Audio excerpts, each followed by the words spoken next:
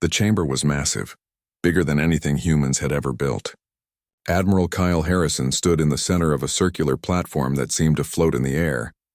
Around him, creatures from 47 different worlds watched with eyes that ranged from curious to hateful. Some had scales, some had feathers, and some looked like they were made of living crystal. Kyle wore his best uniform, the one with all his medals. He had traveled for 6 months to reach this place, and now he wished he had never come. The leader of the council was called the High Speaker. It looked like a giant snake with 4 arms and scales that changed color when it moved. When it spoke, a device in Kyle's ear translated the hissing sounds into words he could understand. Humanity of Earth, you stand accused of crimes against the peace of the galaxy. For 73 years, your people have caused nothing but trouble. You fight over territory. You refuse to follow our rules. You expand too fast and ask too many questions. Kyle said nothing. Behind him stood Lieutenant Amy Rogers and Commander Greg Palmer. Amy had told him this was coming. 3 months ago, an alien race called the Zelkari had complained to the council. Human settlers had refused to leave a planet that both species claimed. The council had been looking for an excuse to deal with humanity, and now they had one. We have talked about what to do with you for 6 weeks, the High Speaker continued. We have looked at all the evidence. We have listened to those who defend you and those who accuse you. The decision is made. Kyle felt his heart beat faster. He knew what was coming, but hearing it would still hurt. Humanity is dangerous. You do not respect the old ways. You do not understand that the galaxy has rules that keep everyone safe. Therefore, humanity is banished from council space. You have 1 year to remove all your people, all your ships, and all your stations. After 1 year, any human we find will be considered an invader. We will destroy your ships without warning. The chamber filled with alien voices. Some sounded happy. Some sounded surprised. Kyle noticed that not every species seemed pleased. A small creature that looked like a frog with 6 legs appeared genuinely sad. There is more, the High Speaker said, and the chamber grew quiet again. Humanity is forbidden from entering council space for 500 Earth years. We will create a zone around your territory. This zone will be 50 light years deep. Any human ship that crosses into this zone will be destroyed. No warnings. No mercy. Amy stepped forward, her voice shaking slightly. High Speaker, this will kill our colonies. Many of our settlements depend on trade with your people. Our economy needs. Your problems are not our concern. The council has spoken. This meeting is over. Guards appeared. Tall, insect-like creatures carrying weapons that hummed with energy. They gestured for the humans to leave. Kyle took Amy's arm and gently pulled her back. There was no point in arguing now. The decision had been made weeks ago. This meeting was just for show. As they walked out of the chamber, Kyle looked back one last time. He saw the High Speaker talking with other council members. They looked relaxed, even happy. To them, humanity was just a small problem they had solved. They had no idea what they had just done. Outside the chamber, Greg spoke quietly. Sir, what do we do now?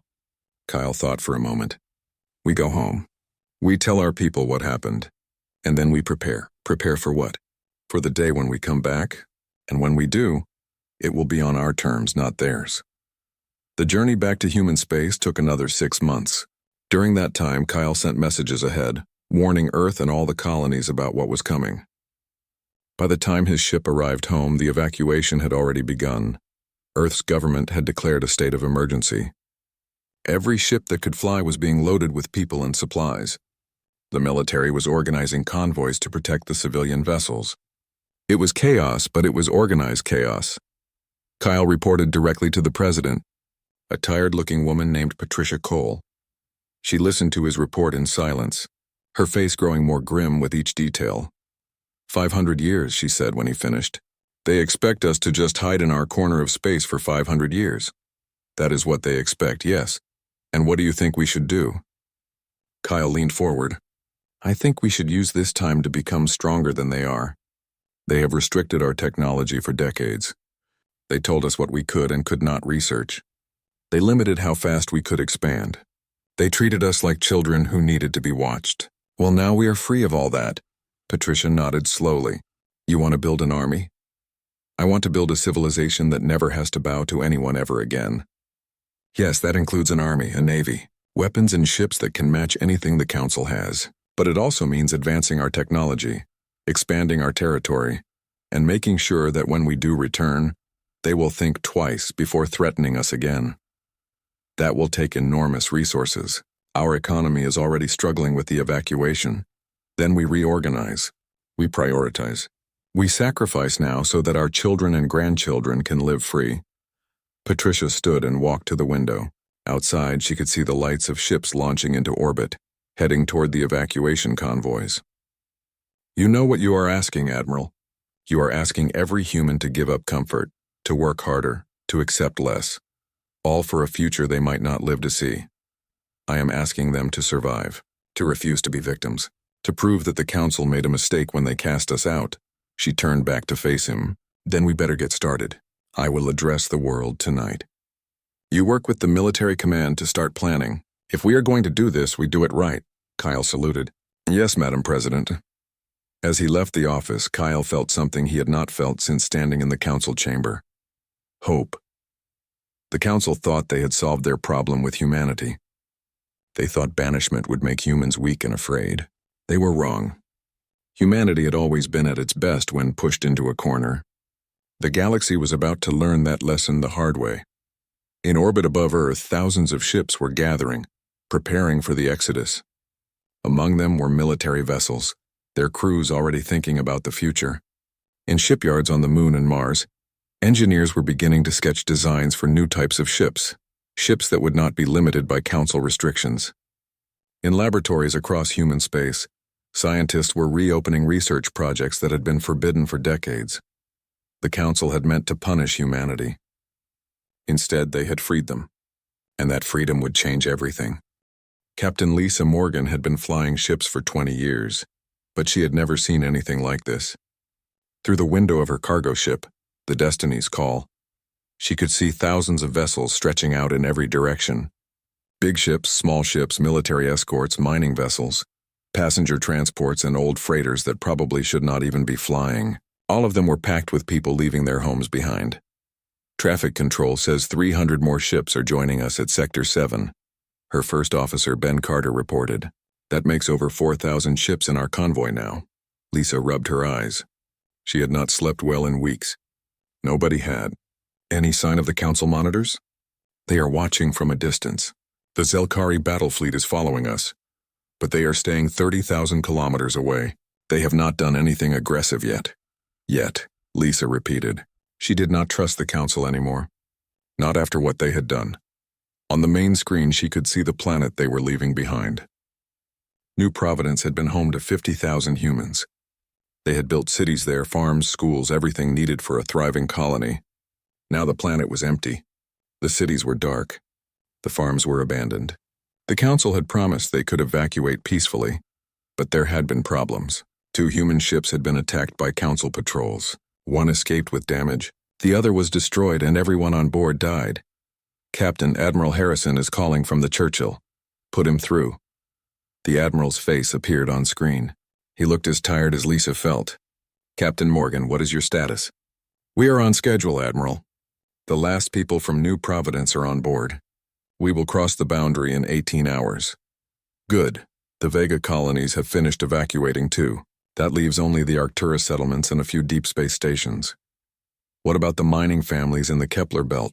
They were supposed to meet us 2 days ago. The Admiral's expression darkened. They were stopped by a Council patrol. The Council claims they were trying to smuggle forbidden technology. Their ships have been taken. Lisa felt anger rising in her chest. How many people? 237. 60 of them are children. He paused.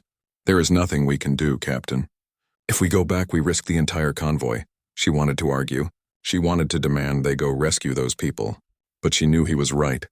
Thousands of lives depended on getting across the boundary safely. They could not risk everyone for a few hundred, no matter how wrong it felt. I understand, Admiral. There is something else. I am telling all ship captains this, but I wanted you to hear it directly. Once we cross the boundary, we cannot come back. The Council said any human who tries to return will be killed. No warnings. I understand, sir. I do not think you do. He leaned closer to the camera. Everything we built for 70 years is gone. All our alliances, our trade agreements, our friends in the Council space, gone. We are alone now. Completely alone in a hostile galaxy. Lisa met his eyes. Then we will have to be strong enough to survive alone. A small smile appeared on the Admiral's face. "That is what I hoped you would say." "Harrison out." The transmission ended. Lisa looked out at the stars. Somewhere out there, too far to see but still there, was Earth's sun. They were going home, but home suddenly seemed small and vulnerable. Ben came over to her. "Captain, the crew is asking questions. They want to know what happens next." "What happens next is we survive. We rebuild, and we make sure humanity never has to beg for scraps from the Council again. How do we do that?" She turned to face him and he saw something new in her eyes. A hardness, a determination that had not been there before. "We become stronger than they are, so strong that they regret throwing us out." Down in the cargo holds, families were cramped together in spaces meant for freight, not people. They had brought what they could carry, but most had to leave everything behind. Children cried. Adults tried to stay strong for them. Everyone was scared about what came next. In one corner, an old man named Peter Hayes sat with his granddaughter on his lap. She was 6 years old and did not really understand what was happening. "Grandpa, when can we go home?" she asked. Peter had been a farmer on New Providence for 30 years. He had planted trees there that were just starting to bear fruit. He had built a house with his own hands. All of that was gone now. "We are going to a new home, sweetie. Earth. It is where all humans came from originally. Will it be nice?" He thought about Earth, overcrowded and struggling even before the evacuation started. Now millions of refugees would be arriving, needing homes, food, and jobs. "It would be hard. It will be home," he said finally, "and we will make it work." Across the convoy, similar conversations were happening on thousands of ships. People trying to comfort each other, trying to stay hopeful, trying not to think about what they had lost. On military ships, the mood was different. Crews were angry. They had trained to defend human colonies, and they had failed. The evacuation felt like surrender, like running away. Officers had to work hard to keep discipline and maintain morale. On the destroyer Vigilant, Commander Jake Freeman addressed his crew. "I know what you are feeling. Anger, shame, the desire to fight back. I feel it too. But this is not surrender. This is a strategic withdrawal. We pull back, we regroup, we get stronger. And then when we are ready, we show the Council what humanity can really do." One young ensign raised his hand. "Sir, do you really think we can beat the Council? They have hundreds of worlds, thousands of ships." "Yes, I do, because they are comfortable and lazy. They have been in power for so long that they forgot what it means to struggle. We are about to learn what it means to fight for survival, and that will make us dangerous." The convoy moved slowly through space. Every few hours, more ships joined from other evacuated colonies. The line of vessels grew longer and longer. Council ships watched from a distance but did not interfere. They were content to see humanity leave. On the bridge of the Churchill, Admiral Harrison studied reports from across human space. The evacuation was mostly going well, but there were problems. Some colonies were too far away to evacuate in time. Others refused to leave, saying they would rather die than abandon their homes. He had to make hard choices about who to save and who to leave behind. His assistant, a young officer named Casey Ford, brought him another report. "Sir, the Mars shipyards are asking for guidance. They want to know if they should continue current construction or start building new designs." "New designs. Tell them to start drawing up plans for ships that are not limited by Council technology restrictions. We are done playing by their rules." "Yes, sir." There is also a message from the Science Directorate. They want permission to resume research into quantum mechanics, artificial intelligence, and gravitational manipulation, all areas the Council forbade. Permission granted. Tell them to pursue any line of research that might give us an advantage. Casey hesitated. "Sir, some of these technologies are dangerous. The Council banned them for good reasons. The Council banned them to keep younger species weak and dependent. We will be careful, but we will not limit ourselves anymore." Dismissed. As Casey left, Harrison looked at the star map on his screen. The red line showed the boundary of Council space. The blue area showed human-controlled territory.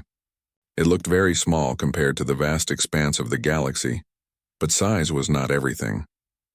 Humanity had always been good at making the most of limited resources. They had colonized harsh worlds, survived disasters, and adapted to challenges that would have destroyed other species. Now they would do it again. 18 hours later, Lisa Morgan's ship crossed the boundary. One by one, 4,000 vessels passed from Council space into the zone that would be humanity's prison for the next 5 centuries. Or so the council thought. As the last ship crossed, Lisa made an announcement to her passengers. "We have crossed the boundary. We are in free space now. The hard part is over. Now the real work begins." In the cargo hold, Peter Hayes held his granddaughter and looked at the stars through a small window. "Remember this day," he told her. "Remember that we survived. And remember that someday we will go back." She did not understand, but she nodded anyway. Around them, 200 other refugees settled in for the long journey home. They had lost their colonies, but they still had each other. And they still had hope. That would have to be enough. 15 years had passed since the evacuation, and Earth's solar system looked completely different.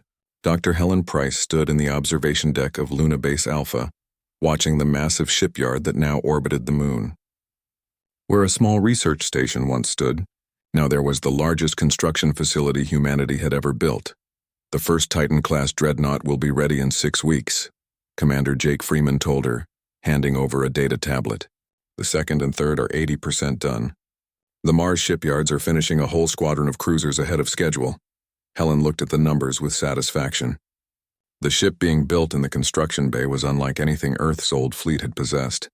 It was sleek, deadly, and built with technologies the Council had forbidden humanity from developing. What about the quantum drive tests? Better than we hoped.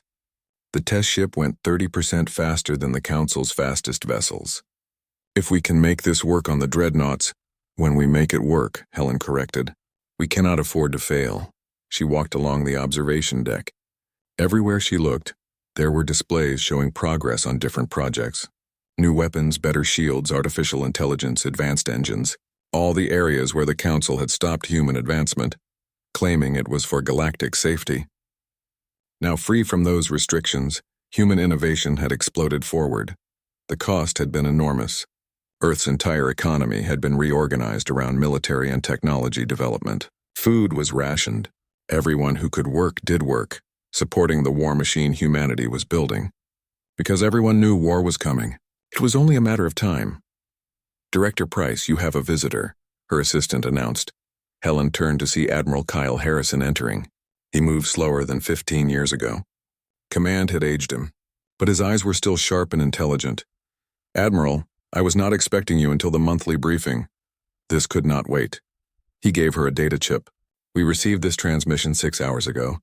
It is heavily encrypted, but we verified it is real." Helen put the chip into a secure reader. Her eyes went wide as she read. "This is from inside Council space. From the Kithran Confederacy. Remember them? The frog-like species that voted against our banishment? I remember. But why would they contact us? If the Council finds out, they will be punished severely." Kyle smiled grimly. "Because the galaxy is not as united as the Council pretends. The Kithran have been watching our progress. They are impressed by what we achieved in just 15 years. And they are afraid. Afraid of us? Afraid of what we represent. The Council maintains control by limiting technology. They keep younger species weak and dependent. But we proved that without those limits, rapid advancement is possible." Helen read more of the transmission. "They are offering a trade. They will give us stealth field technology if we give them our quantum drive designs. The question is, do we accept?" She thought carefully. The Council's ban worked both ways. If humanity was caught trading with Council species, it could start a war. But the intelligence this could provide, the allies they could make in secret, we accept, she decided. But carefully. Small exchanges first, building trust. If the Kithran are reaching out, others might too. My thoughts exactly. Kyle turned to look at the dreadnought. "How long until we are ready?" "Ready for what, Admiral?" "For the day when the Council realizes their mistake. When they understand that banishing humanity did not weaken us. It freed us." Helen considered the question seriously. "At our current pace?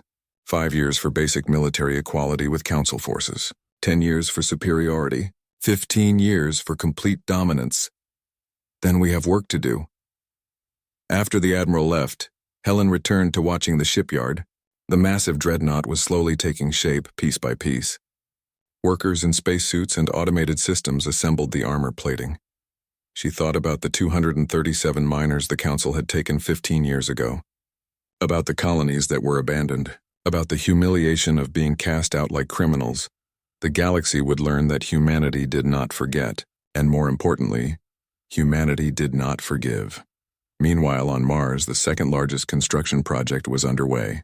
Engineer Paul Dixon oversaw the creation of a new type of factory, one that could build ships faster than anything the Council possessed. "The automated assembly system is online," his assistant reported. "We can now produce a destroyer from start to finish in 3 months.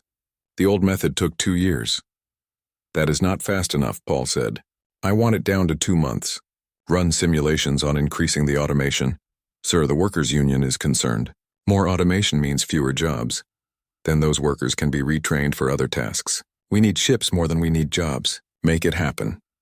It was a harsh reality of the new human civilization. Individual comfort came second to collective survival. Not everyone liked it, but most understood the necessity.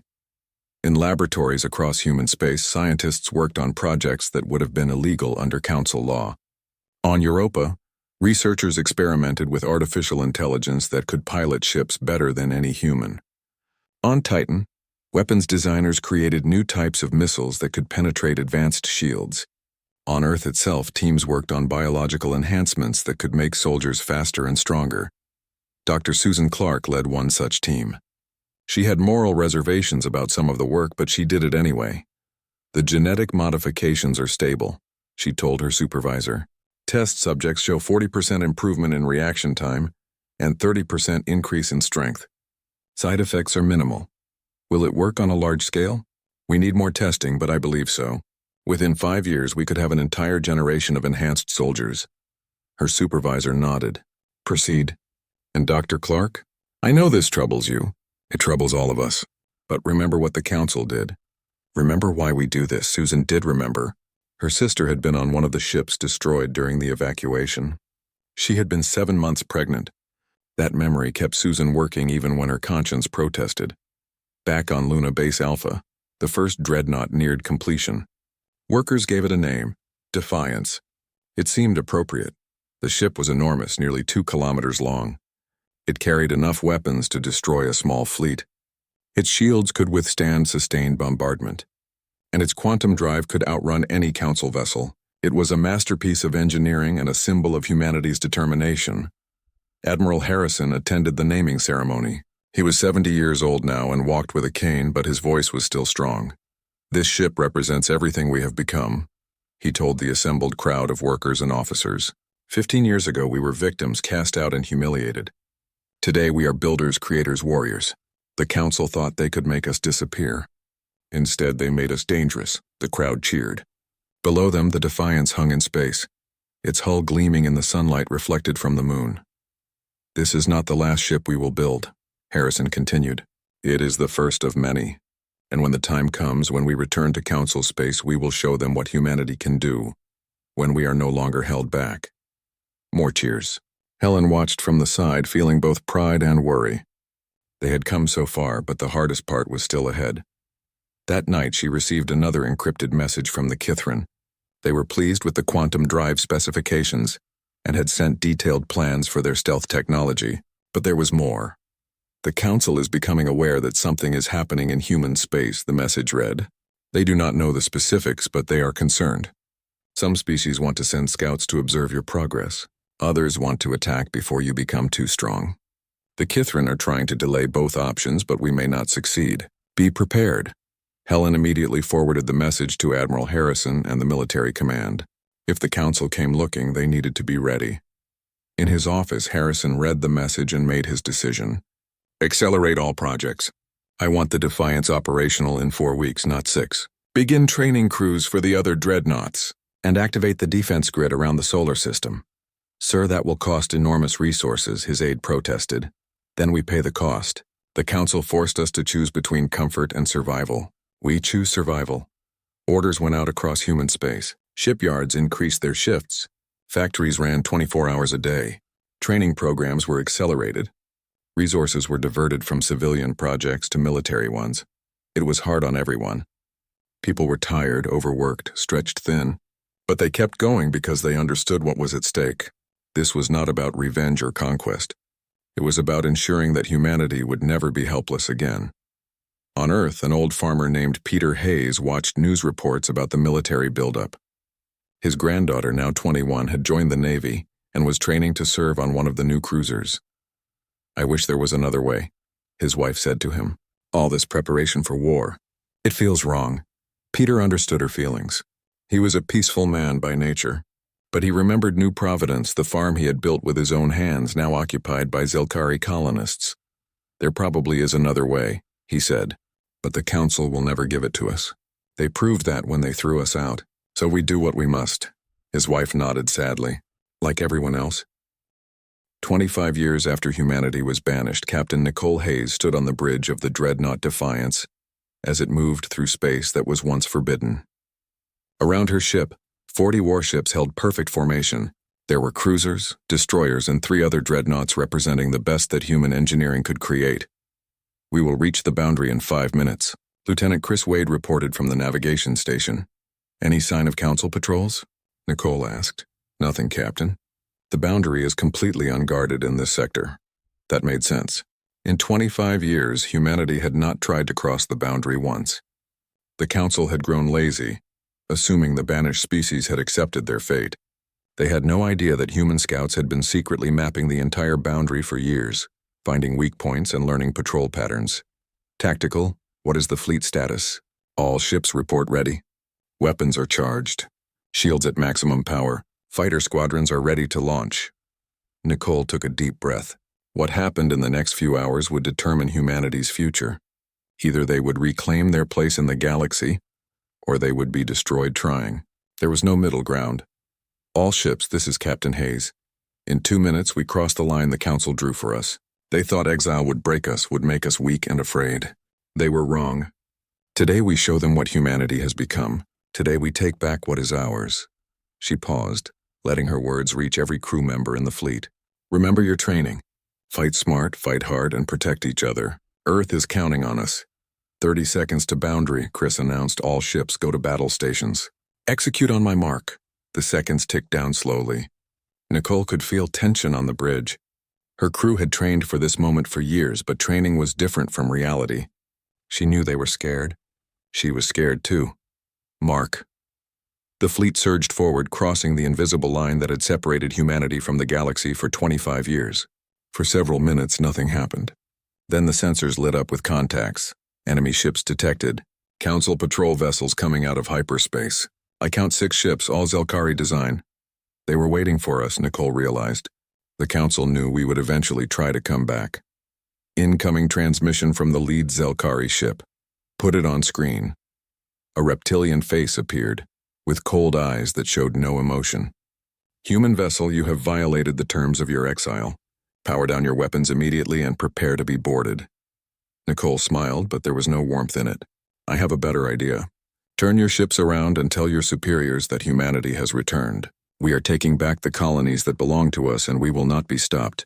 You are outnumbered. You cannot win this fight. Outnumbered? Nicole gestured to her tactical officer. The Zelkari commander's screen would now show the full strength of the human fleet. I think you need to count again. She watched shock spread across the alien's face as it processed the information. 6 Zelkari patrol ships against 40 human warships, and the 4 human dreadnoughts were bigger than anything in the council fleet. This is impossible. Your species does not have the technology, the resources. You have no idea what we are capable of. Last chance. Leave now or be destroyed. The Zelkari commander hesitated. Nicole could see it calculating odds, weighing options. Its species had been the loudest voice calling for humanity's banishment. Pride probably demanded it fight. But it was also a military officer who understood numbers. The council will hear about this violation.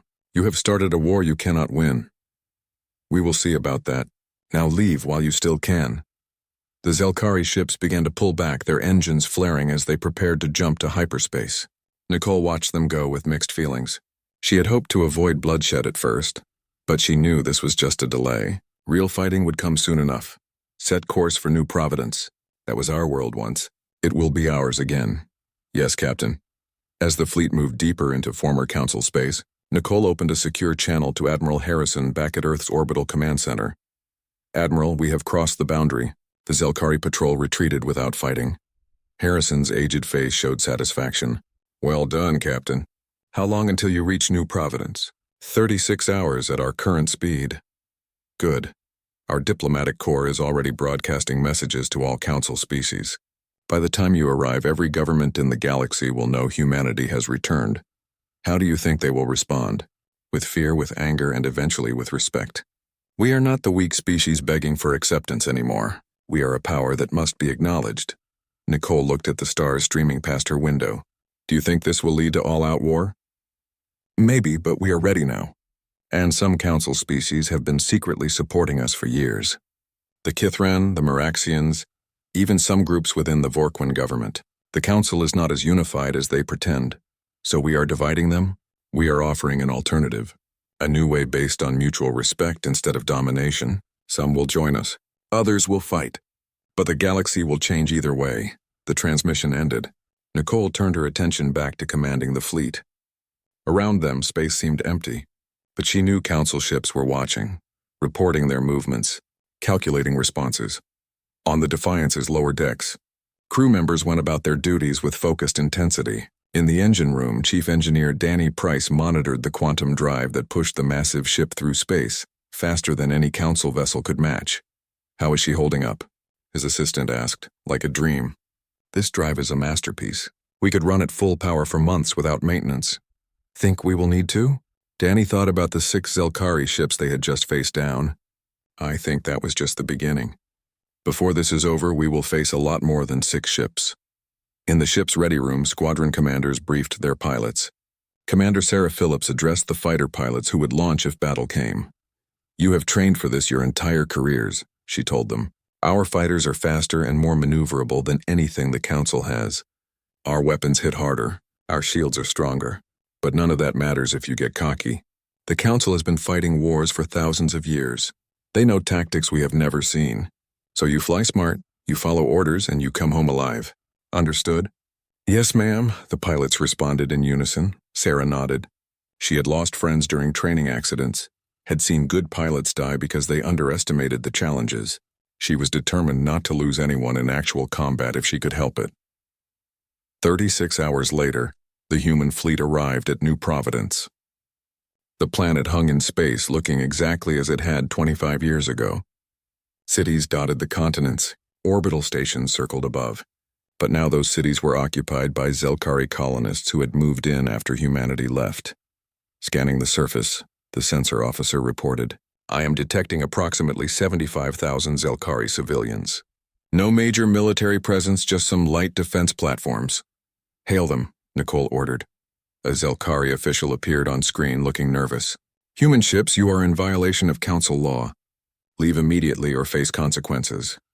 This world belonged to humanity before your people took it, Nicole said calmly. We built those cities you are living in. We planted those crops you are eating. Now we are taking it back. You cannot just... Yes, we can. You have 24 hours to evacuate. Any Zelkari who wants to leave peacefully will be allowed to do so. We will even provide transport ships to help. But in 24 hours, this world returns to human control. The Council will never allow this. The Council is not here. We are. 24 hours. Nicole cut the transmission. She knew this was a huge risk. If the Zelkari resisted, if civilian casualties occurred, it could turn the entire galaxy against humanity. But she also knew they could not back down now. Deploy Marines to the surface, she ordered. But make it clear no violence unless absolutely necessary. We are here to reclaim our world, not to conquer theirs. Over the next 24 hours, most of the Zelkari evacuated. Some refused, saying they had lived on New Providence for 2 decades and it was their home now. Nicole had to make difficult decisions about what to do with those who stayed.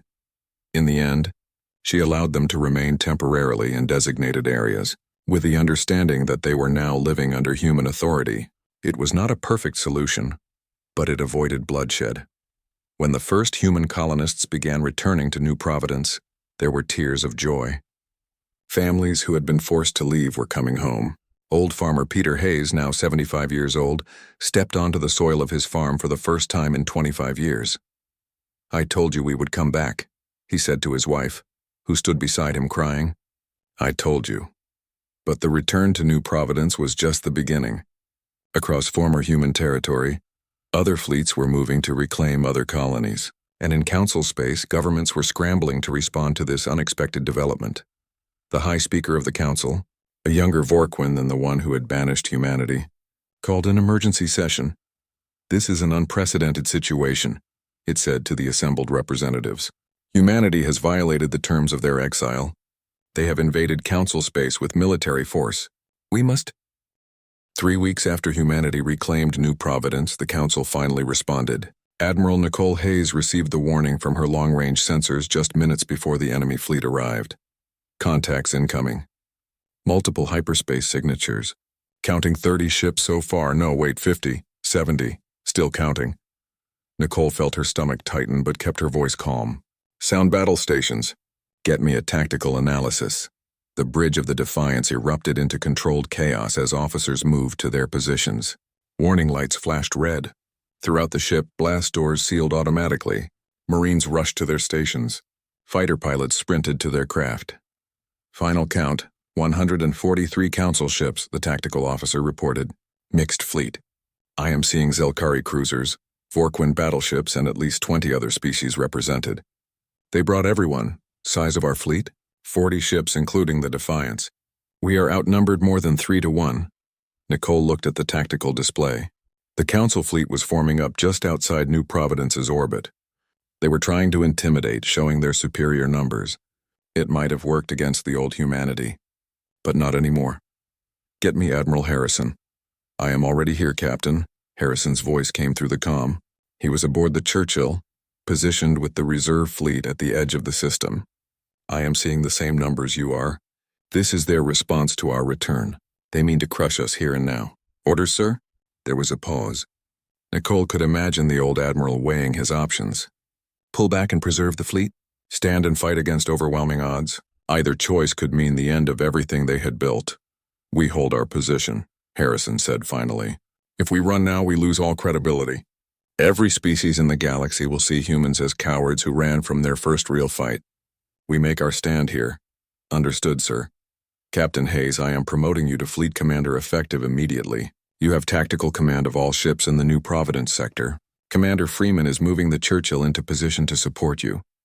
Nicole felt the weight of that responsibility settle on her shoulders. 40 ships and thousands of lives now depended on her decisions. Yes, sir. I will not let you down. I know you will not. Harrison out. Nicole turned to her communications officer. Signal the fleet. Defensive formation Delta 7. Dreadnoughts at the center. Cruisers forming a screen. Destroyers on fast attack positions. As the human ships moved into formation, the council fleet began broadcasting a message. The face that appeared on screen was a Vorquin, similar to the High Speaker but younger. Human Commander, I am War Master Kellis of the Galactic Council Defense Fleet. You are in violation of your exile. Surrender immediately and your crews will be treated fairly under council law. War Master, I am Fleet Commander Nicole Hayes. We have reclaimed what was always ours. If you want this world, you will have to take it from us. You are outnumbered. You cannot win. Maybe. But we will make you pay for every meter of space. Your fleet will remember this day, assuming any of you survive to remember it. Kellis's expression hardened. Then you choose death. So be it. The transmission cut off. For a moment, everything was silent. Nicole could hear her own heartbeat, could feel the eyes of her bridge crew on her. All ships, this is Hayes. They are coming for us with everything they have. We are outnumbered, but we are not outmatched. We have better ships, better weapons, better training. More than that, we are fighting for our homes, our families, our right to exist. They are fighting because the council told them to. Remember that. When it gets hard, when it looks impossible, remember why we are here. She paused, then added quietly, and if this is where we make our last stand, then we make it count. Make humanity proud. Missile launch detected. Multiple missiles, hundreds of them, incoming from the council fleet. Activate defensive screens. Point defense systems to full auto. All ships execute evasive pattern, Charlie. The human fleet scattered, each ship following pre-programmed maneuvers that had been practiced thousands of times. The council missiles streaked across space, their engines leaving bright trails. Then humanity's point defense systems opened fire. Automated turrets tracked targets faster than any human could. Laser batteries fired in rapid pulses. The sky between the fleets became a light show as missiles exploded, either destroyed by the defensive fire or hitting empty space where human ships had been moments before. 70% of missiles intercepted or evaded, Tactical reported. Some hits on the destroyer group. The Franklin reports minor damage, still combat effective. Return fire. All ships, full missile barrage. Target their capital ships. Human missiles launched in waves. But these were not like Council weapons. These missiles were faster, smarter, harder to stop. They used the quantum drive technology that humanity had perfected, allowing them to make small hyperspace jumps that bypassed defensive screens. The Council fleet, unprepared for such advanced weapons, took the full force of the barrage. 3 Council cruisers exploded as missiles overwhelmed their shields. 2 more took critical damage, falling out of formation. Direct hits on 5 enemy vessels. 2 destroyed, 3 disabled. Good. Fighter wings launch. Target their damaged ships, finish them off. From the human carriers, squadrons of fighters streamed out. Each fighter was piloted by someone who had trained their entire adult life for this moment. They flew in perfect formation, covering each other, communicating with machine-like precision. Commander Sarah Phillips led the first wing. Stay in groups of 4. Watch your 6. Remember, we are faster than they are. Use that advantage. Her wing dove toward a damaged Vorquin battleship that was trying to withdraw from the main battle. Its shields were down, its engines damaged. It was an easy target, but Sarah knew overconfidence killed pilots. Split into 2 groups. Alpha team, take the port side. Beta team, starboard. Concentrate fire on the engine section. The fighters split and attacked from opposite sides. Their weapons, designed to punch through capital ship armor, tore into the wounded battleship. Secondary explosions rippled across its hull. Within minutes, the great ship was dead in space, its crew evacuating in escape pods. Alpha leader to defiance. Enemy battleship neutralized. Moving to next target. But the Council was not backing down. Their numerical advantage was beginning to tell. Human ships were taking damage, their shields weakening under sustained fire. The destroyer Marcus was hit by concentrated beam weapons from 3 Council cruisers at once. Its shields collapsed and the follow-up shots tore through its hull. The Marcus is gone, Tactical reported grimly. No survivors. Nicole felt each loss like a physical blow, but she could not let emotion cloud her judgment. All destroyers fall back to the cruiser screen. Do not engage the capital ships alone. Cruisers, provide covering fire. The battle raged for 3 hours. Ships on both sides died in fire and fury. Space became a graveyard of wreckage and frozen bodies. The Council fleet, despite its losses, kept pressing forward. They had the numbers to absorb casualties that would break a smaller force. Captain, our shields are down to 40%, the Defiance's engineer reported. We have taken multiple hits. I cannot guarantee the shields will hold through another sustained bombardment. Nicole looked at the tactical display. They had destroyed or disabled 27 Council ships, but over 100 remained. The human fleet was down to 32 effective ships. The math was not in their favor. Then her sensors officer called out, "New contacts. Hyperspace signatures. Multiple ships incoming." Nicole's heart sank. If this was Council reinforcements, the battle was over. But then she saw the ship identifications and could not believe her eyes. Captain, those are Kithran vessels and Meraxian ships. And wait, some of those are from species I do not even recognize. Over 60 ships dropped out of hyperspace and immediately moved to support the human fleet. The Kithran ambassador sent a message. Fleet Commander Hayes, the Kithran Confederacy has withdrawn from the Galactic Council effective immediately. We stand with humanity. Where do you need us? Before Nicole could respond, more ships arrived.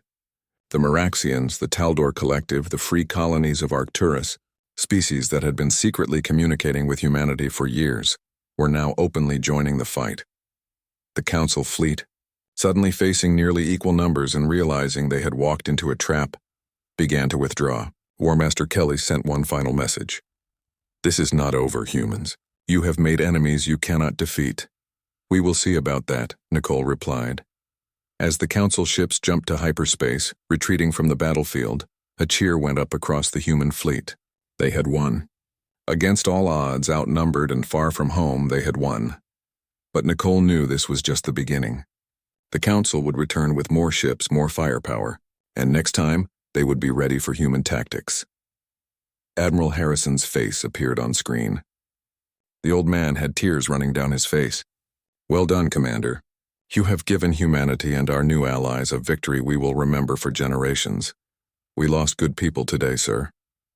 "Yes, and they died to prove that humanity will not be pushed aside again. Their sacrifice matters." "Remember that," Nicole nodded. Around the bridge, her crew was exhausted but victorious. Outside, salvage crews were already beginning to recover survivors and wreckage. 5 years had passed since the Battle of New Providence, and the galaxy looked nothing like it had before. Dr. Helen Price stood in the Grand Hall of Unity Station, a massive space station built jointly by humans and their allies. Around her, representatives from 34 different species gathered for what everyone hoped would be a historic moment. The Galactic Council had requested peace negotiations.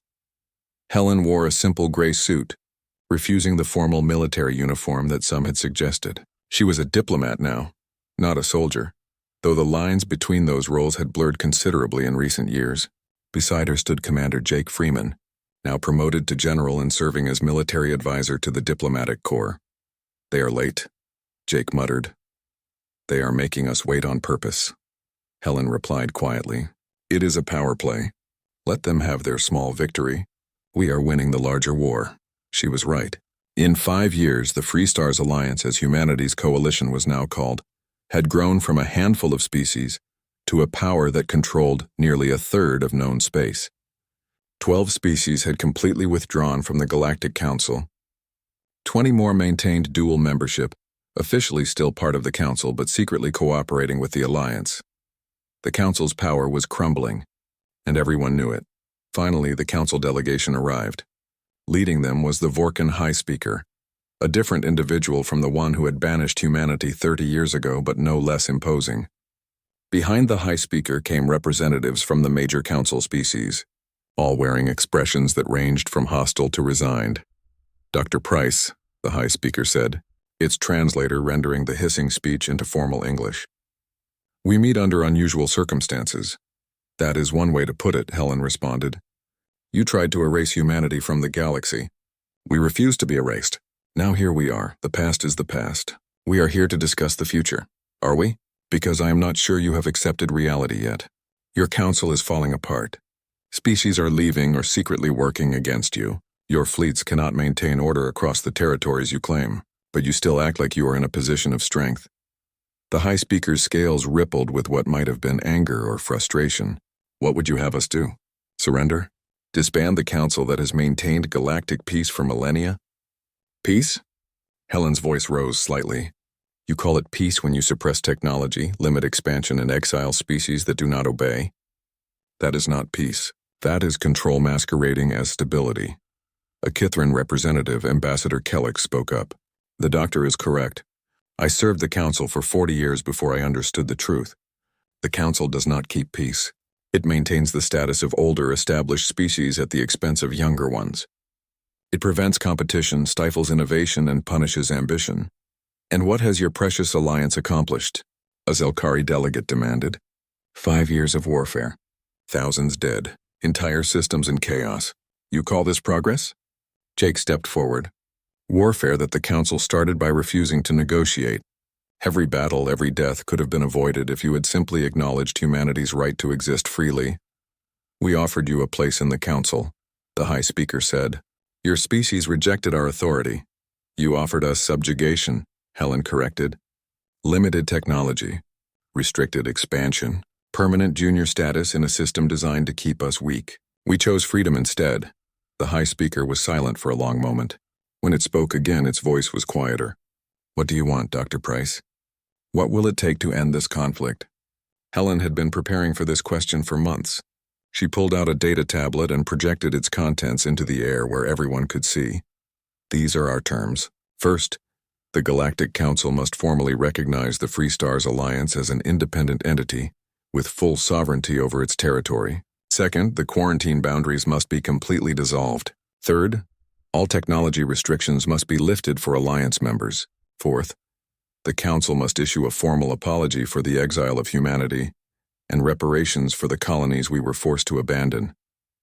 "Impossible," the Zelkari delegate said immediately. "You ask us to legitimize rebellion."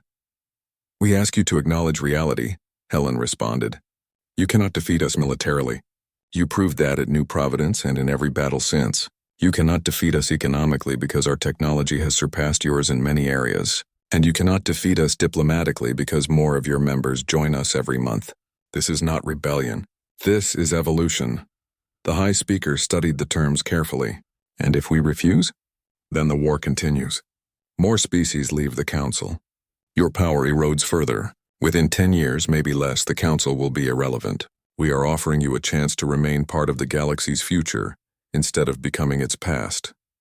Jake added, "We are not asking you to disband the Council. Keep your alliance of older species. Maintain your traditions, but make room for the rest of us. Share power instead of hoarding it." The negotiations continued for 47 days. The Council delegates tried every trick they knew, every diplomatic maneuver accumulated over thousands of years of political experience. But Helen and her team stood firm. They had right on their side, and more importantly, they had strength. In the end, the Council agreed to almost everything. The Freestars Alliance was recognized, the boundaries dissolved, technology restrictions lifted. The only major concession was the formal apology, which the Council modified to express regret rather than admit wrongdoing. Helen accepted this compromise, knowing that actions mattered more than words. The Treaty of Unity Station, as it came to be called, was signed on a cold morning 5 years after the Battle of New Providence. Representatives from both the Council and the Alliance added their marks to the document. Cameras from 100 different worlds recorded the moment for history. Admiral Kyle Harrison did not live to see it. He had passed away 3 years earlier, peacefully in his sleep. But Helen thought about him during the signing ceremony. Everything they had accomplished started with his refusal to accept defeat, his vision of a stronger humanity. After the ceremony, Helen found herself alone on an observation deck, looking out at the stars. Jake joined her after a few minutes. "We did it," he said. 30 years ago we were exiled, cast out like criminals. Now we are equals. More than equals in some ways," Helen responded. "Our technology, our military, our economy, they are all advancing faster than the old Council species. They know it. That is why they finally agreed to negotiate. Do you think the peace will last?" Helen considered the question carefully. "Not forever. Nothing does. But for now, yes. Both sides are exhausted. Both sides have reasons to cooperate. And the treaty creates frameworks for resolving disputes without war. The old Council species will not like losing their privileged position. No, they will not. But the alternative is losing everything. Some of them understand that. Others will learn." They stood in silence for a while, watching ships from dozens of species moving around Unity Station. Trade vessels, diplomatic shuttles, even a few military escorts working together on joint patrols. It was an imperfect peace, but it was peace. Back on New Providence, old farmer Peter Hayes celebrated his 80th birthday surrounded by family. His farm was productive again. His grandchildren were safe, and humanity had a future. He thought that was worth celebrating. His granddaughter, now a captain in the Alliance Navy, gave a toast. To Grandpa, who never stopped believing we would come home. And to all those who fought to make it possible. Everyone raised their glasses. Around the table were humans, Kithrans, Meraxians, even a young Vorquin exchange officer who had become friends with the family. The future, Peter thought, looked different than he had imagined 30 years ago. But it looked good. On Earth, the president addressed the world. 30 years ago, we faced exile. We were told we were too dangerous, too ambitious, too human to be part of the galactic community. Today, we are not just part of that community, we are leading it into a new era. This is not the end of our journey, but it is the end of the beginning. In laboratories across human space, scientists continued their work, no longer restricted by Council regulations. They pushed into fields that had been forbidden for decades. New medicines, advanced artificial intelligence, quantum technologies that seemed like magic. Humanity's golden age of innovation was just beginning. On military bases, soldiers trained for threats that might never come.